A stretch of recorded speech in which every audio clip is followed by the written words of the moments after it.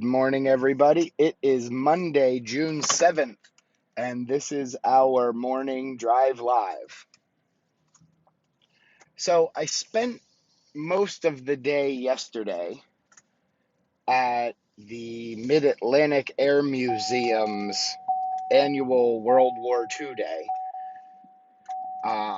Was part of my Father's Day present to my stepfather and my grandfather, and they both had a wonderful time. And we spent the day walking around, looking at all the old planes, the planes from the 20s and the 30s and the 40s. And they had, excuse me, they had a great time.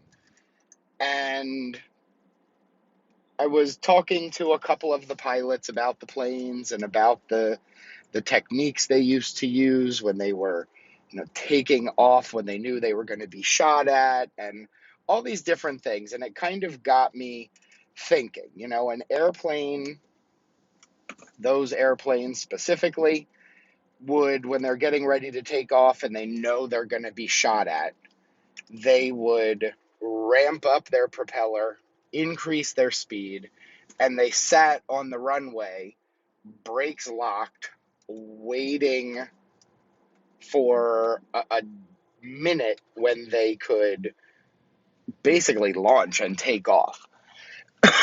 And it really got me thinking about, the phrase, we're just spinning our wheels. But these guys were just sitting on a runway, spinning their propeller. And the only thing that was stopping them from taking off was their brakes. They were being held back. And the minute they let those go, they were off, and they were, coming up to speed, and they were up in the air. And it got me thinking about how so many people, office managers especially, will say, "Oh, I feel like I'm spinning my wheels. I'm just, I'm going nowhere. Where else is there for me to go?" And in reality, I don't think we are spinning our wheels. We are getting our propellers up to speed before we decide to take those brakes off and take off. And that's really the way we have to look at it. Everything we're doing is in preparation for what's next. Everything we're doing, although it may feel like you're spinning your wheels, you have to do something. I mean, the numbers vary depending on who you talk to, but anywhere from 20 to 50 to 100 times before you become an expert at it. So, doing the same thing over and over and over isn't just wasting your time. It's helping you perfect your craft. And that's what we're doing when you are an office manager, when you are at the front desk of a dental office, and you feel like you're doing the same things over and over and over again. Is we're preparing ourselves, we're helping ourselves to become experts in preparation for what's next. I get messages all the time saying, how did you learn everything? How do you know everything that you know? And it's not that I'm any smarter than the next person. It's not that I'm any more hardworking than the next person. I think we all have it in us. I've just done all of these things so many times. You learn things over and over, and you do things over and over again, that you really do learn it. So, how do I know so much about OSHA and HIPAA? I've taken the classes. I stay up to date. I get the information. Insurance, we do it over and over. Dealing with insurance is what I do. Probably 85% of my day is spent dealing with insurance companies and reading their contracts and looking at their provider manuals and talking to the reps on the phone and talking to the area managers for the different insurance companies, and dealing with the CDT codes. And that's how we become an expert at what we do, is by just doing it over and over and over again. So, don't look at it as though you're spinning your wheels. Look at it as though you're bringing your propeller up to speed to get ready to launch you to that next level, to get you ready to take off and go to whatever is next in your career, whether that's regional manager supervising a number of offices, whether that's becoming a consultant and helping other people, whatever it is. Everything you're doing now is preparing you for that time. And what that time is going to be different for everybody. It's based on what you want to do. It's based on where you want your life to go. Being a consultant is not an easy life. Pre-COVID, I was spending 35 weeks a year on the road. I was gone. It's not an easy life, but there are things that you can do within that to make it easier. I mean, now we have Zoom, which is great. I'm happy to be back in person as well, but I'm never going to travel as much as I did prior to COVID, just because I found out I enjoy being home. So I'm really preparing for what's next. And you all are too. You're not spinning your wheels, and I don't ever want anybody to feel like they are spinning their wheels, because you're not. You're learning and you're becoming an expert. And that's the key to everything we do. This is why dental schools used to, I don't know how many still do, the dentist used to have the students doing, class 2 filling, class 2 filling, class 2 filling, because you're becoming an expert. And it requires practice. And everything we're doing requires practice as well. But again, it's not spinning your wheels. It's speeding up your propeller to get you ready to take off. So hopefully that makes sense to everybody. I know it's not our normal conversation, but it's Monday and I'm feeling a little motivated because I actually love Mondays. So wanted to put that out there. I am here. Everybody have a great day, and I will see you guys tomorrow.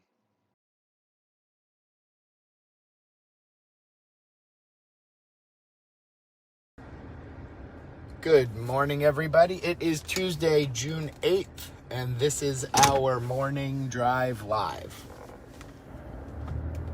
I want to talk today about the difference between non-covered services and non-payable services, because there is a difference. And when you're in network in the vast majority of states that follow the never ever rule, it really makes a difference on how you charge. So first we'll cover the easy one. A non-covered service is a service that, no matter what, will never be covered by that plan. So what that means is, if a patient has a preventative only insurance plan that maybe only covers 1 or 2 prophies a year, 2 exams, and maybe a couple bite wing x-rays once a year or once every 2 years. Anything else done, whether it's fillings or crowns, would be a non-covered service, which means it's not covered. So, a lot of even regular plans will have no implant coverage. So that makes implants and anything related to the implant a non-covered service, because there's no implant coverage for that plan. what that means is if you're in a state, and again, it is the vast majority of states that follow the never ever rule. If you're in one of those states that follows the never ever rule and a service is non-covered, so no matter what, there is not coverage for that service, then the patient would pay your full office fee, your office UCR.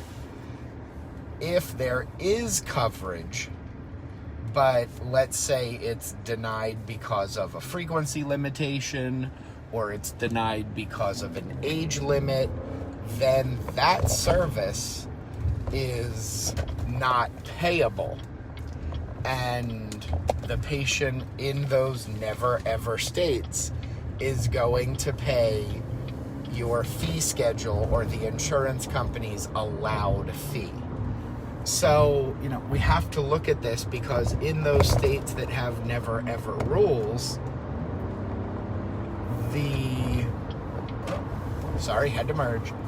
in states that have the never ever rule, if it's not payable due to an age limitation, the patient's met their annual maximum, there is a waiting period, any contractual clause, then that makes the service not payable.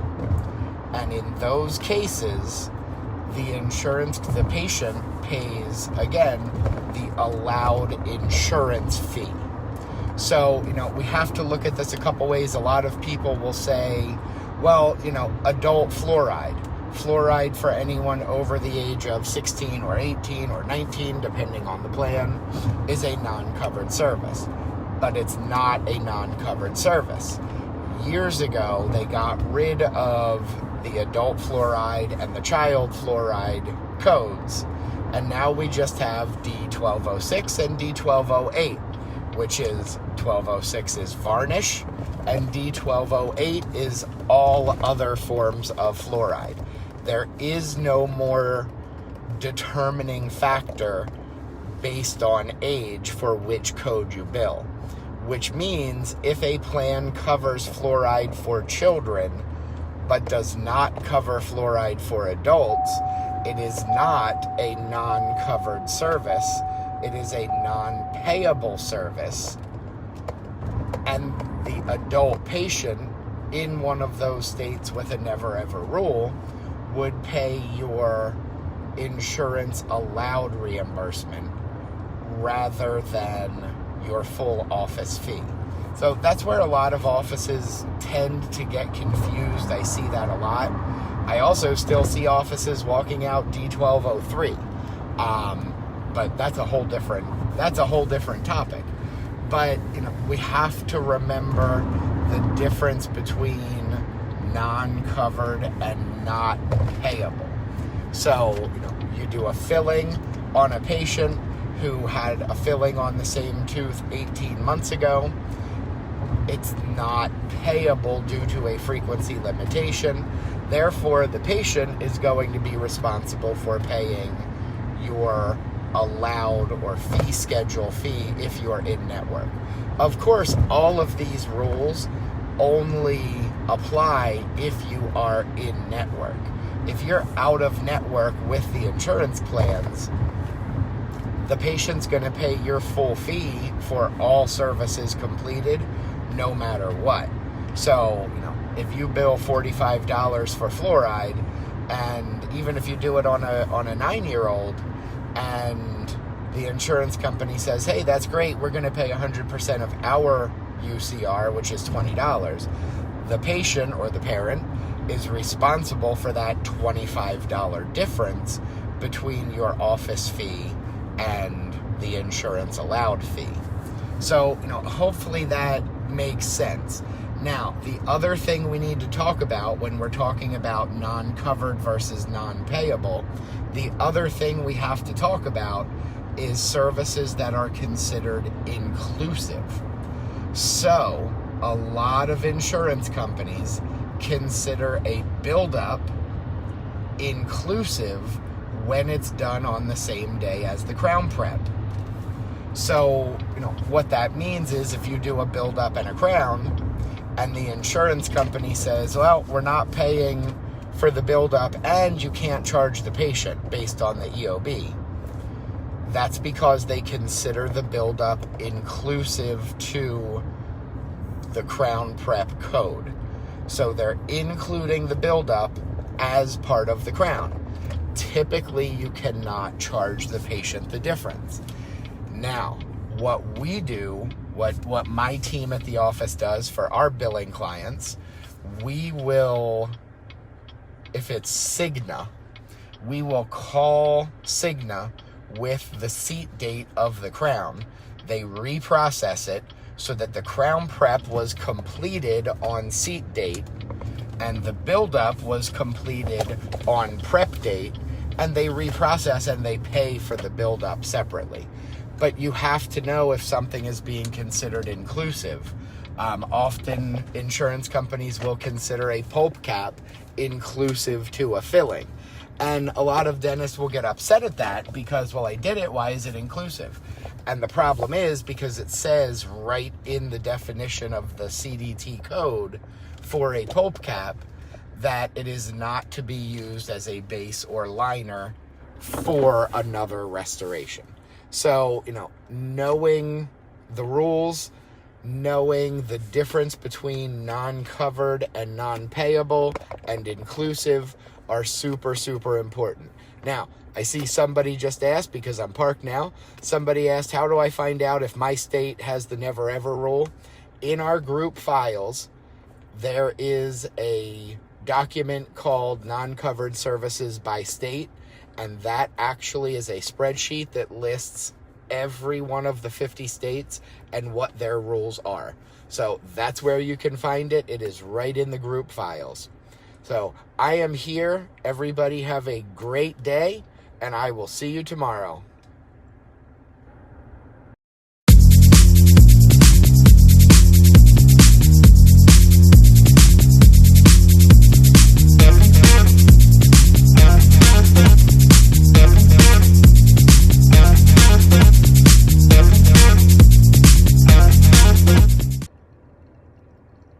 Good morning, everybody. It is Wednesday, June 9th, and this is our morning drive live.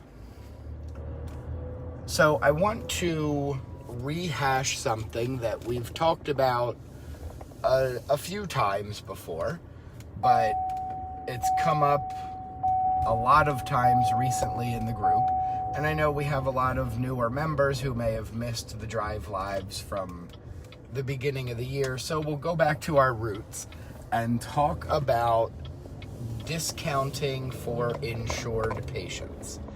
So, there's a lot of aspects to this. Let me start by saying I personally hate giving anyone a discount. I don't know many other medical doctors who give a discount. If I ask my neurosurgeon for a discount, he's gonna laugh. If I ask my cardiologist for a discount, they're gonna laugh.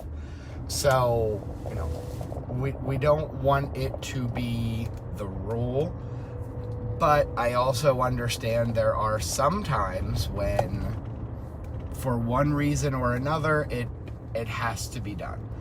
I don't like discounting. I feel that it devalues what we do.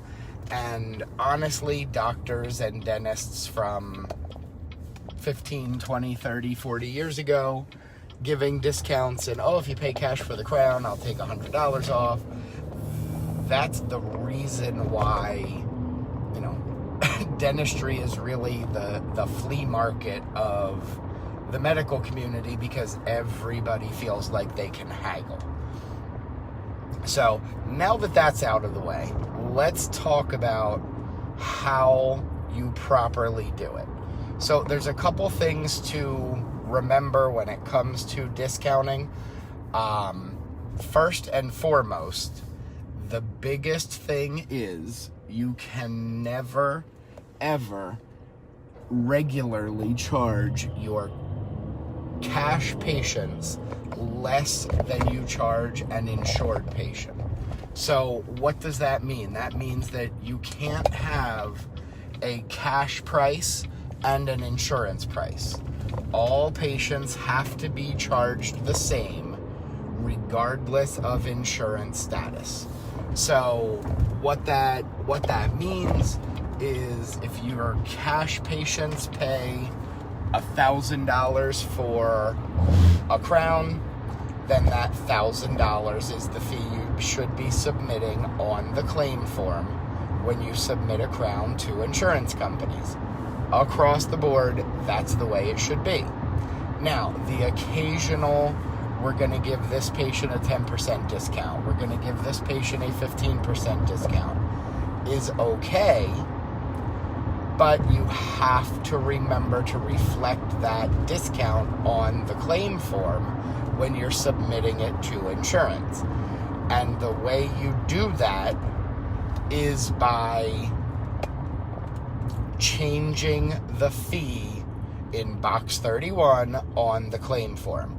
A lot of people will say, well, if you just put in the remarks section that the patient is not paying full copay, or the patient is not we are waiving the patient portion, you're good. But that's actually not correct.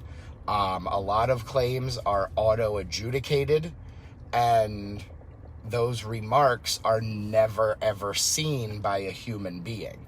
So, when we talked about this in the webinar that we did with Roy Shelburne, where he even specifically said that's not acceptable. Claims are auto adjudicated. It's up to an office to know that. And they have to realize that what they put in the remarks section of the claim form may or may not be seen. And if you use that area to disclose payment information, number one, you're doing it incorrectly. But number two, it may never get seen, and that falls back on the office, not on the insurance company, who never sees it. Because what you're doing when you submit the claim form and you put that $1,000 in box 31 on the claim form is you're telling the insurance company, we're charging this patient $1,000. Unfortunately, if you're not charging the patient $1,000, you've just committed fraud. You have just put incorrect information on an insurance claim form, which is insurance fraud. This isn't dental specific. This is all 50 states law for dealing with insurance. Anytime you misrepresent any information on the claim form, you have committed fraud. If you've knowingly misrepresented information on the form. So we have to remember that. We have to keep that in mind, and we have to make sure we're always putting correct information on the claim form. So the question then becomes, how do you do it? How do you document a discount if your doctor says to the patient, we're going to waive your portion of the crown. You're going to pay $0 out of pocket, even though you have 50% coverage for this service. How do you do that? You've essentially just charged the patient zero, which means you're charging zero to the insurance company. So you would put $0 on the claim form. If a patient has 50% coverage and the patient portion is zero, 50% is also zero that the insurance company will pay. So you have to submit a $0 claim for that crown to the insurance company, because there's no legal way when a patient has a percentage of coverage like that, there's no legal way to collect what insurance pays and not collect any portion from the patient. No, the proper way to do it would be to say, hey, listen, we charge $1,000. We're going to only charge you $500. You submit $500 on the claim form. The insurance company will pay $250, and the patient will pay $250, assuming there's no deductibles or any other issues. And that's how you charge $500 for a crown. People who think, well, we'll just send $1,000 on the claim, we'll take the $500 from the insurance company, and will waive the $500 patient portion, you have misrepresented information, because the fee you intend to charge for the crown is not $1,000, it's $500. And you have to reflect that on the claim form. So, that is probably the biggest thing that people have a misconception about. Let me preface it by saying you can give any discount you like. A lot of people will say you're not allowed to discount. You're allowed to discount. It should be the exception, not the rule, but you are allowed to discount as long as it's not consistent. There has to be special reasons. There has to be documented times, documented reasons that you're doing that, and you're fine as long as you reflect the discount on the claim form. Failing to reflect it is overbilling the insurance company. It's fraudulent activity in all 50 states. It's not a dental specific law. It is insurance law in general.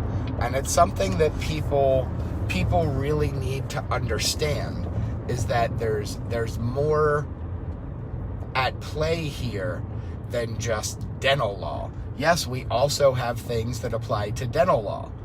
Charging cash patients more than you charge, or less than you charge insured patients, is overbilling. It also happens to be a violation of the ADA Code of Ethics. And, since the ADA owns the claim form, they get to make the rules on how it's used. So that's an important thing for people to remember. You are allowed to discount pretty much any time you like, as long as you have a good reason and it's documented and so on and so forth. However, you have to reflect it properly, and you have to collect from the patients. Like I said, there's no way to collect just the insurance portion when a patient has 50% coverage for a service. So, we really have to pay attention to that. We have to know what we're doing, and we have to document it correctly on the claim form. That's the most important part, is that all of your discounts are documented on the claim form correctly by changing the fee, not by putting a note in the remarks section that says we're giving a discount and the patient won't pay any copays. So hopefully that clears up some discounting for everybody. I am here. Everybody have a great day, and I will see you guys tomorrow.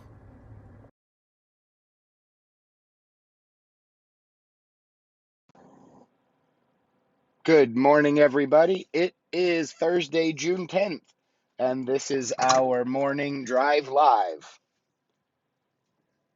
I want to clear up some confusion that people are having when it comes to collecting from patients that have dual insurance. So, I've said before, when a patient has two insurance plans, you can collect up to your full fee from the two insurance companies together. But I want to kind of clear up some questions that have come up over the past few days in the group regarding that specifically. So, number one, you can collect up to your full fee, your full office cash price with no write-offs or adjustments, from the two insurance companies together. If the patient has any out-of-pocket expense at all, you can't. You would write off to the lower combination of a few things that we'll talk about. The other thing to remember is this only applies if you are receiving assignment of benefits from both insurance companies. There was a case yesterday or the day before where somebody said, even though we're in network, because they are the secondary, the one plan, Blue Cross Blue Shield, I think it was, sent the payment to the patient. So can we still collect up to our full fee because the secondary paid, they just paid the patient? And in that scenario, no, you cannot. You have to be receiving assignment of benefits from the secondary in order to collect more than one or two of the allowable fees, really whichever one is lower. So, how do we calculate that? Well, number one, there is a spreadsheet that my team took weeks and weeks to figure out the calculations and get the formulas right. And that spreadsheet is in the group files, absolutely and completely free for everyone to use.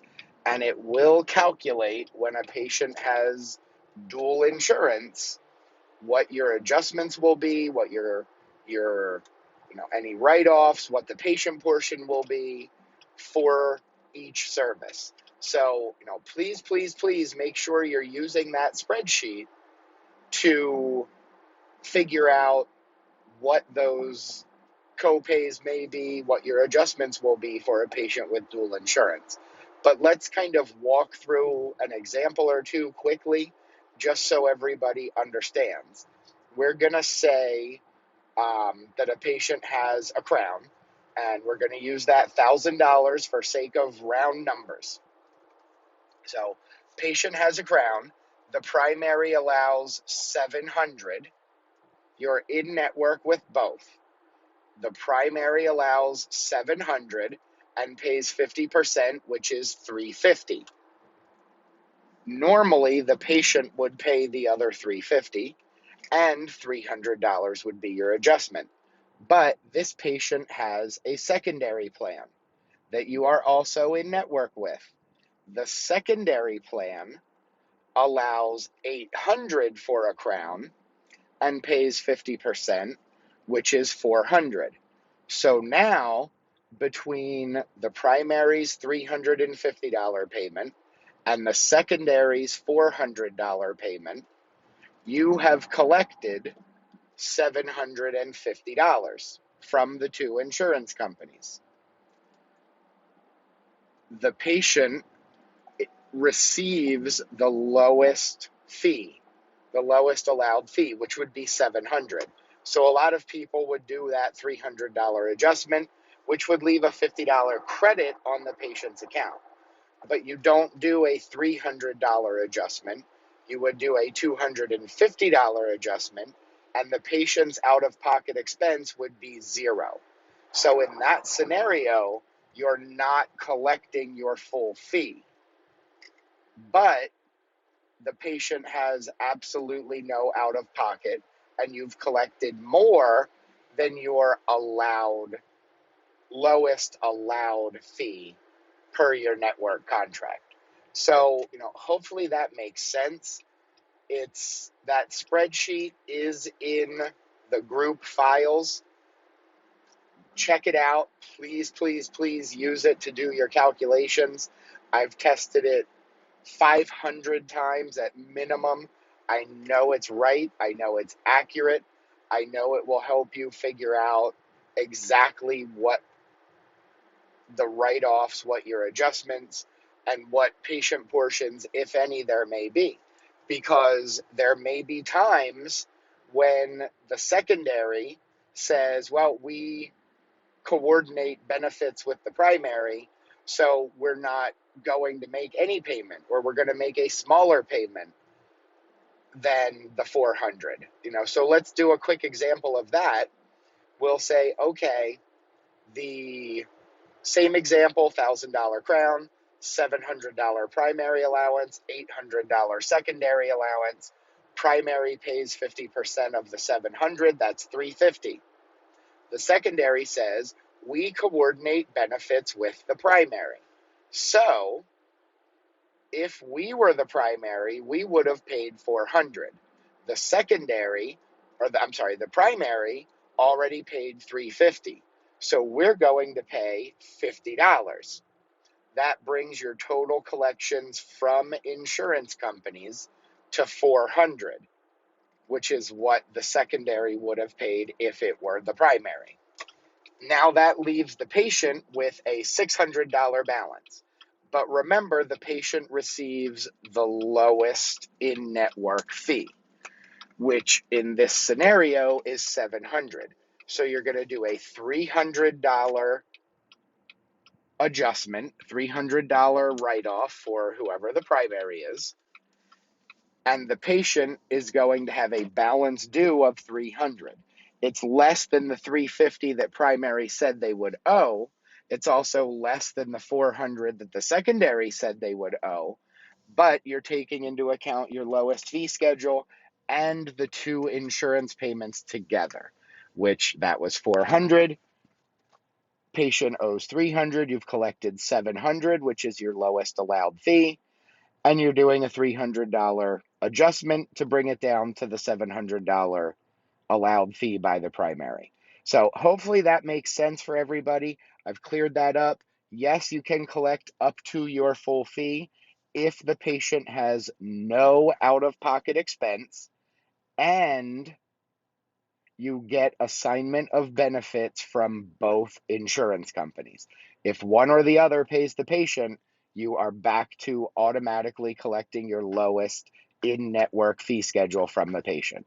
So hopefully that makes sense. Use the spreadsheet in the group files. I am here. Everybody have a great day, and I will see you guys tomorrow.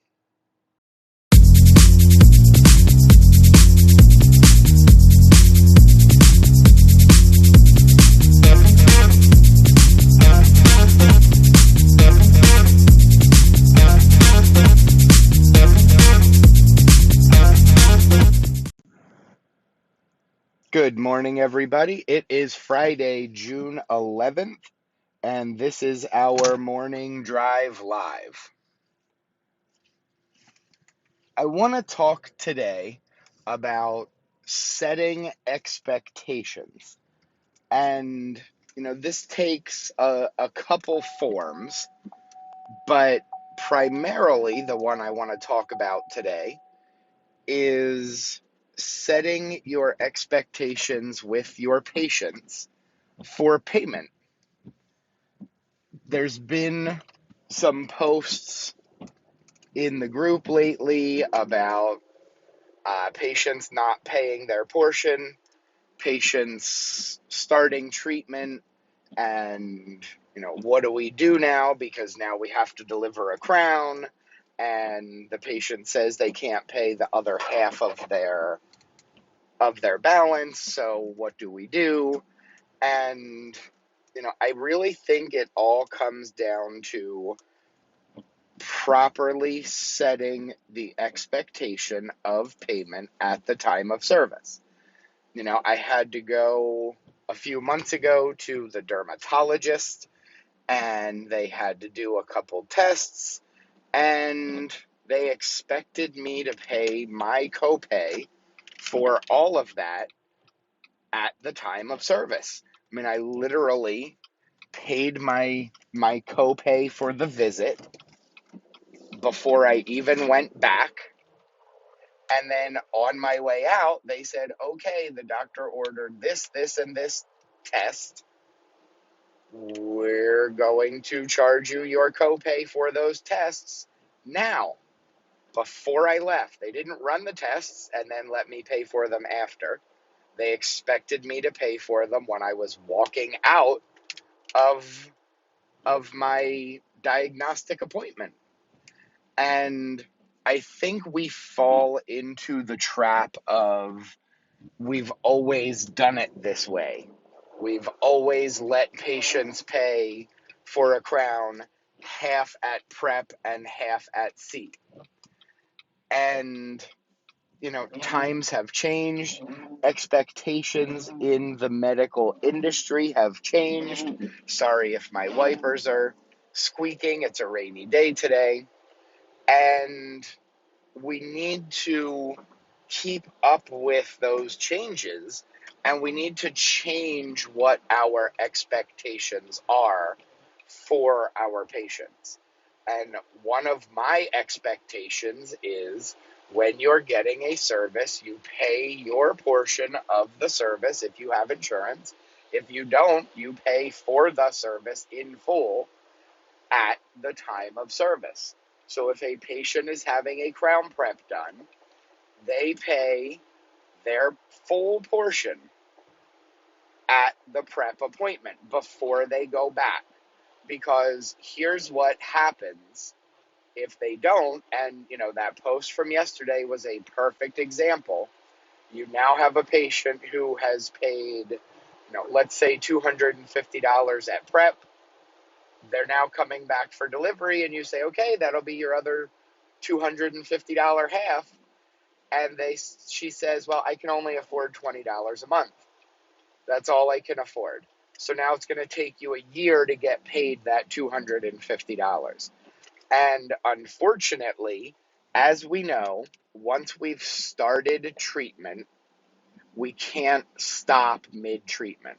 Okay, if you've prepped the crown and you've taken the final impression, you can't not complete the treatment. You can't not deliver the crown.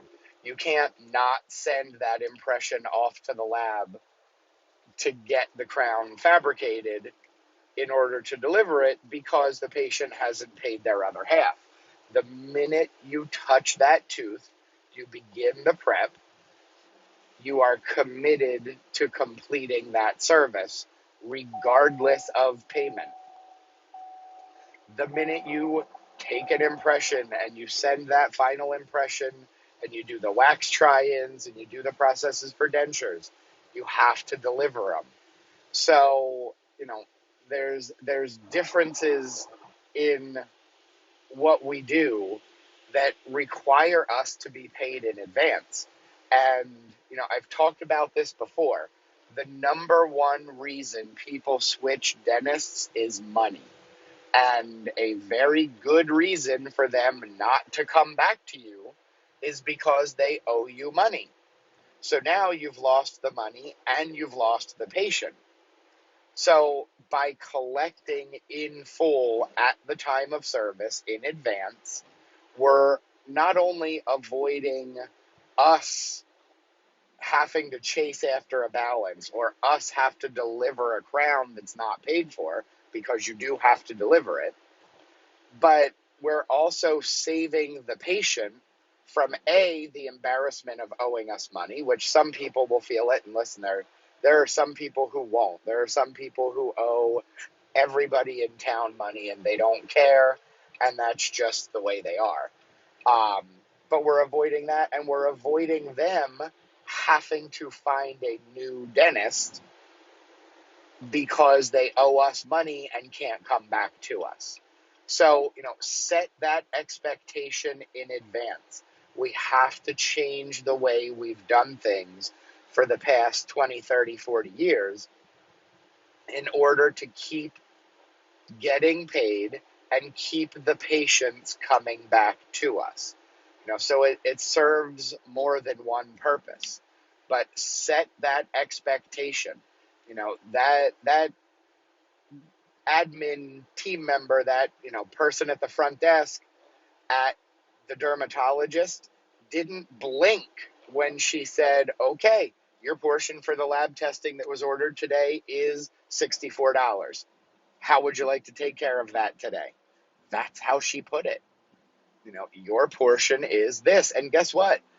They didn't even tell me what my cost would be before they ordered them. It's just an expectation that we're going to do it. So, we spend so much time in dentistry concentrating on how do we sell treatment to patients that I think we sometimes forget that in other medical facilities, in other medical industries, healthcare offices, they don't say, okay, well, we're going to order a CAT scan and we're going to order a dog scan and a this scan, and this is what your cost is going to be, and which ones would you like to do? They say, this is what we need to do. This is what we're doing. And then they'll tell you what your cost is after the fact, and they expect you to pay it right then and there. We need to start moving towards that. And part of that is setting a clear expectation with your patients. Hang a sign in your waiting room that says payment is required.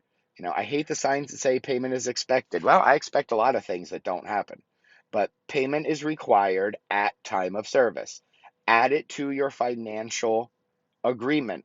I see so many offices that are still using the same financial agreement that they were using for new patients and for existing patients to sign, that they've been using since Reagan was in office. And it's time to update. It's time to reset those expectations. And yes, it's going to take time. It's going to take some training.